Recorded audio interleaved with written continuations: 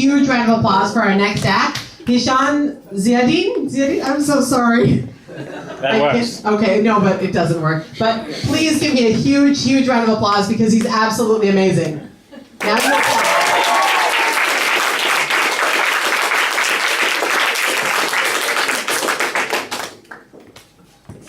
Hello. I think Ali forgot to just list the terms and conditions. Amazing is not a given. It's more aspirational than anything else. Hey, give me a cheer if you're having a good time. Oh, brilliant. You know, I never do this stuff because I simply don't have the energy. And most of the time, I'm always petrified. If I ask and somebody says, as a psychiatrist, I sort of feel obliged to follow up. To just leave the set there and carry on. Okay, so I never do this stuff, but I thought, I'll fake it and see.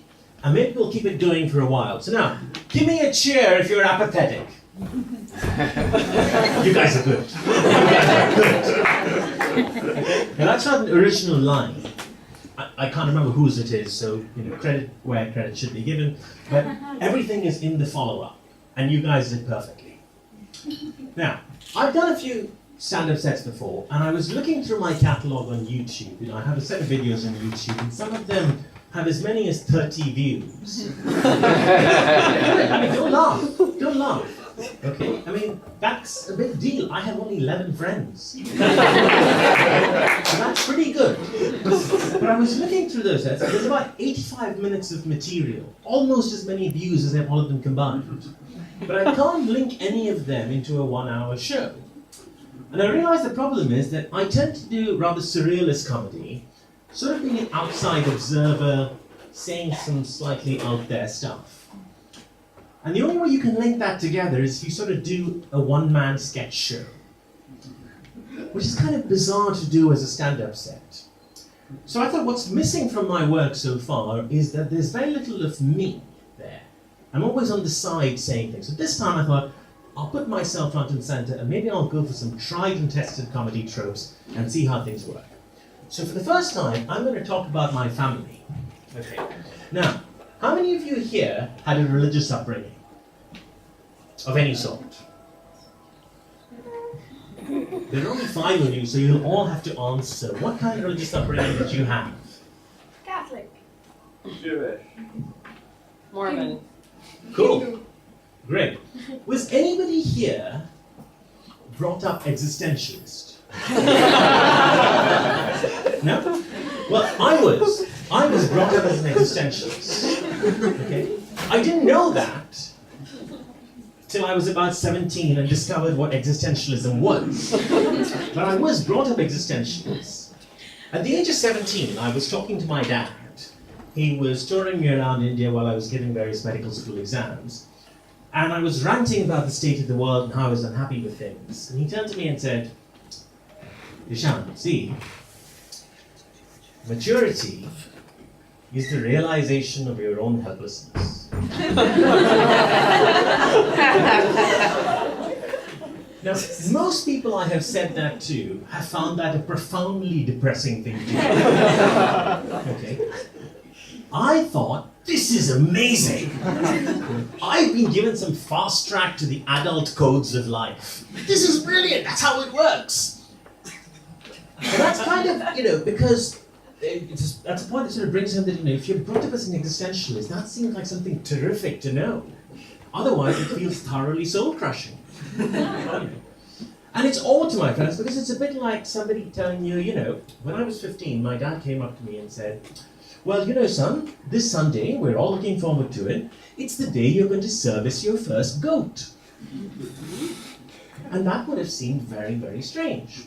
But if they told you that they presaged the conversation with, the whole family were very happy at how you fingered the goose on the last holy day. And then we're looking forward to this. Then you kind of realize, okay, so they're in some sort of fucked up cult. And it kind of makes sense, and it's probably not an odd thing for you, horrifying as it is for everybody else.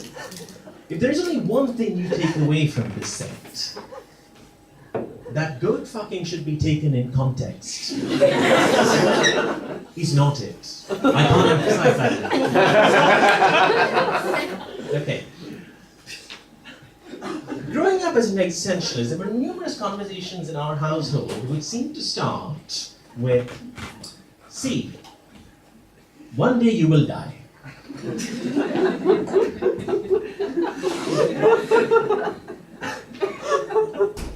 One day I will die, my dad would say. And once I die, who will care if I die? Maybe you, my children, will care if I die. So these things, none of it matters. Now I think existentialism is a great philosophy as an adult. As a child, it is singularly lacking in magic.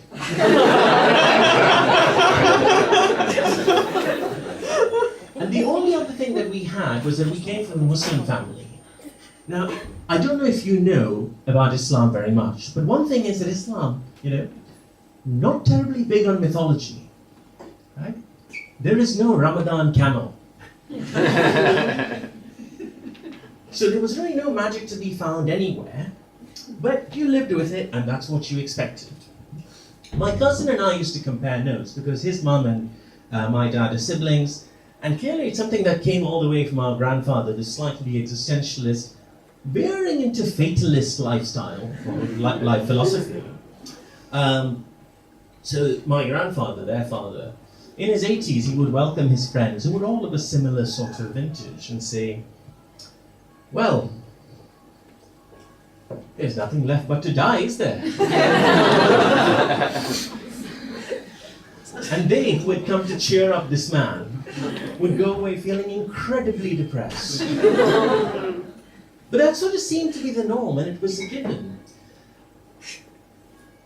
If you've got existentialist philosophy, from somewhere you've got to put in some magic, some kind of belief, something that makes life fun and interesting. They've never got that bit. So my aunt was a keen fan of literature, and she introduced her children to the greats of literature at a very young age. And so at the age of 8, my cousin was essentially reading the classic works of fiction. And that's not what you want to be reading at that age. Now granted, there are differences. Okay, so look, this is a book called Shrinks. It's about the history of psychiatry. It's a very interesting book. And I certainly recommend it. 6 months ago, my 2-year-old daughter took a great fancy to this book. And for about a period of 3 weeks, I would read to her from this book at bedtime.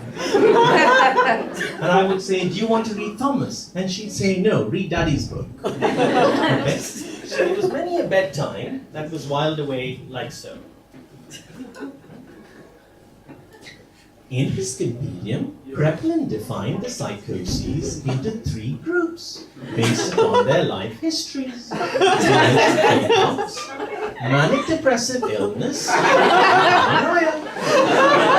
dementia praecox most closely resemble what we would call schizophrenia today. Kraepelin limited this diagnosis to patients whose intellectual capacity steadily deteriorated Manic depressive insanity maps onto the modern conception of bipolar disorder. Kraepelin's classification scheme was immediately marked by controversy. I tiptoe out of the room. Oh, by the way, the rest of the set is just this book, so. I tiptoe out of the room going, was immediately marked by controversy because dementia praecox and manic depressive illness. I think she's asleep now. And that was fun. It gave me a great sense of power that somehow, by the way, I should just say she was not listening with rapt attention. She was asleep 3 lines into it. But when you have a 2-year-old, that is just brilliant. The number of people who I said, get this book, they love it. So, that's a bit unusual, but I think by and large, children should read children's books. Okay, because they need that magic. They need to know that, you can imagine a life in that way.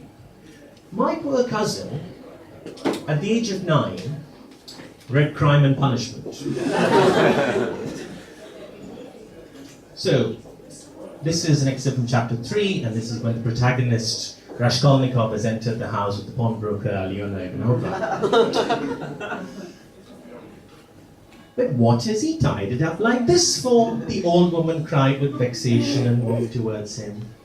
He had not a minute to lose.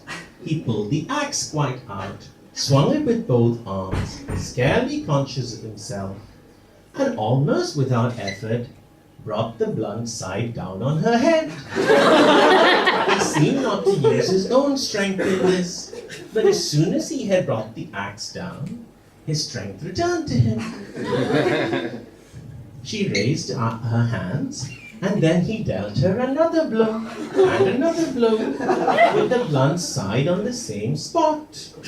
The blood gushed as if from an overturned glass, and the body fell back. He stepped back, let it fall, and at once she was dead.